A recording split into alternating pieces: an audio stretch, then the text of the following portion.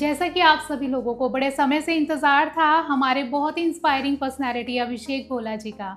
हमने आप सभी को बताया कि लाइफ में हर्डल्स बहुत होते हैं, लेकिन हर्डल्स को, ऑब्स्टेकल्स को जो अपने चैलेंजेस के साथ अपॉर्चुनिटी में कन्वर्ट करते हैं, वही लोग लाइफ में अपना आगे बढ़ पाते हैं। और इसी का बेहतरीन उदाहरण हम सभी के बीच में है अभिषेक भोला जी। तो अभिषेक जी, आपका हमारे स्टूडियो में तहे दिल से हम अभिनंदन करते हैं। Thank you so much for inviting me. बहुत अच्छा लग रहा है मुझे यहाँ आके। सब लोग वेट कर रहे थे और मुझे बहुत अच्छा लगा कि आपने इस पॉडकास्ट को इस तरीके से रखा है कि आप अलग अलग इंस्पायरिंग पर्सनैलिटीज़ को यहाँ पर बुला रहे हो। मैंने आपके पहले के पॉडकास्ट भी देखे, बहुत अच्छा लग रहा है। Thank you so much Abhishek ji, क्योंकि बहुत आसान नहीं होता है अपने स्टूडियो के साथ और अपने काम के साथ समय निकालना।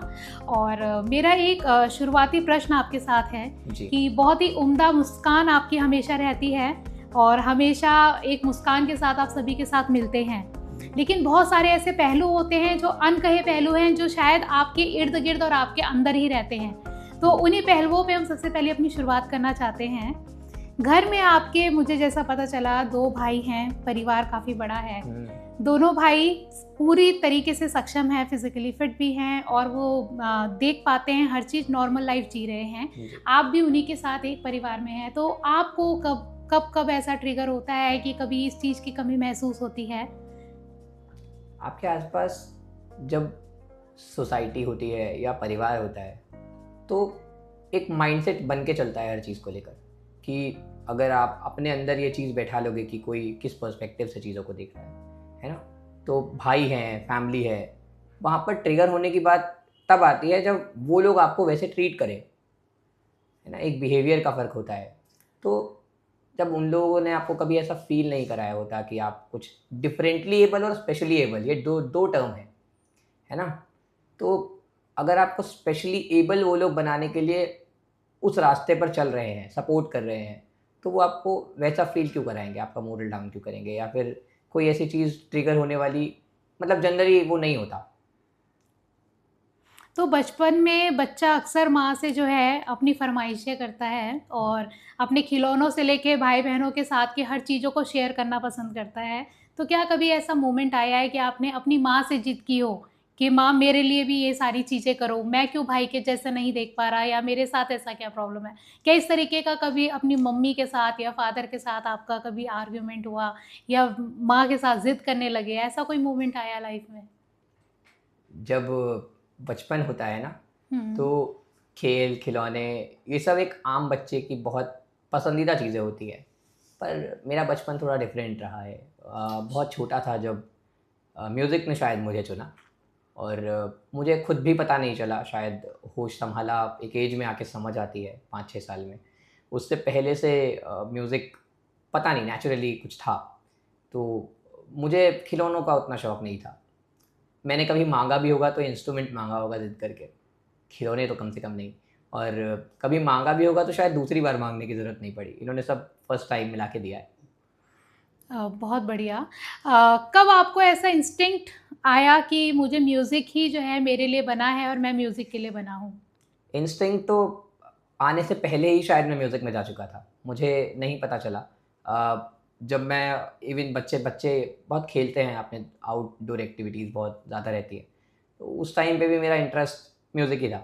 मतलब शायद 3-4 साल का रहा होऊंगा जब अपने से ढोलक बजाता था, कहीं कुछ सुन लिया गाने पे बजते हुए, उस सेम चीज़ को ढोलक पे, तबले पे या और किसी इंस्ट्रूमेंट पे कॉपी करता था। तो यहीं से जर्नी शुरू हुई है। और जब तक अपने आप को समझ आया कि बेसिक चीज़ें क्या हैं, तब तक म्यूज़िक बहुत पसंद आ चुका था और खेल खिलौने सब दूर जा चुके थे काफ़ी। अभी लगभग आपकी उम्र कितनी है? आप हमारे दर्शकों को बताना चाहेंगे? 25। मात्र 25 की उम्र आपकी है और मैंने ये सुना है कि आपने अपना एक म्यूज़िक इंस्टीट्यूट पूरा जो है खड़ा किया है। बहुत बड़ा सपना था वो मेरा, और उस सपने को हकीकत बनाने में बहुत लोगों का साथ रहा है। मेरे साथ जितने मेरे दोस्त हैं, मेरी फैमिली है, सब, मतलब बचपन से अब तक का जो सफ़र है ना, उसका परिणाम है स्वरंग। और हमने टैगलाइन रखा, where music speaks louder than words. तो शब्दों की ज़रूरत नहीं है, संगीत बोलता है।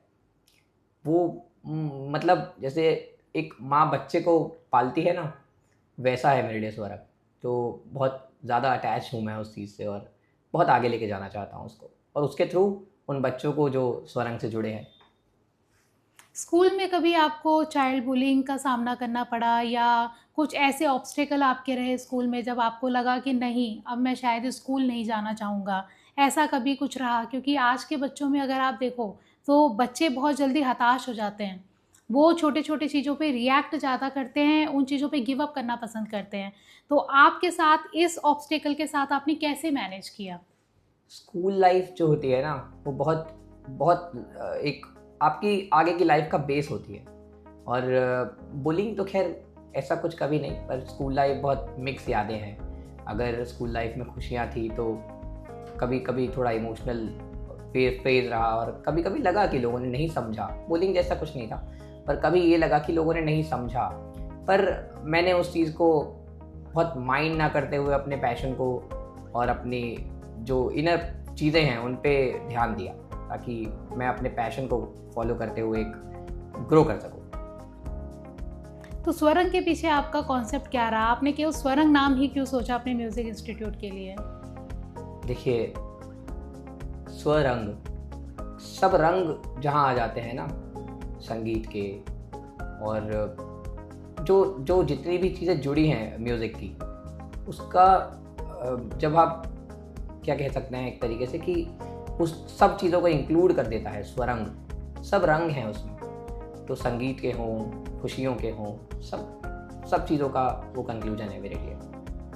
तो लगभग स्वरंग की तरफ से आपका एक मंथली कितने शोज़ आपके हो जाते हैं? क्योंकि आप काफ़ी आउटडोर शोज़ करते हैं, स्कूल्स में, इंस्टीट्यूट्स में और बड़े-बड़े प्लेटफ़ॉर्म में भी करते हैं। शोज़ का कुछ फिक्स नहीं होता। जब सीज़न का टाइम है, बिज़ी सीज़न है अक्टूबर से लेके मार्च से अप्रैल तक का, तो उस टाइम पे तो मे बी शायद आप ज़्यादा फ्री भी नहीं रह सकते हो, अपने लिए भी ज़्यादा टाइम नहीं मिलता।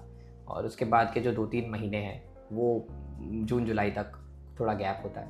तो नंबर्स में डिफ़ाइन करना कुछ पॉसिबल नहीं है, पर हाँ, अच्छा रहता है। थैंक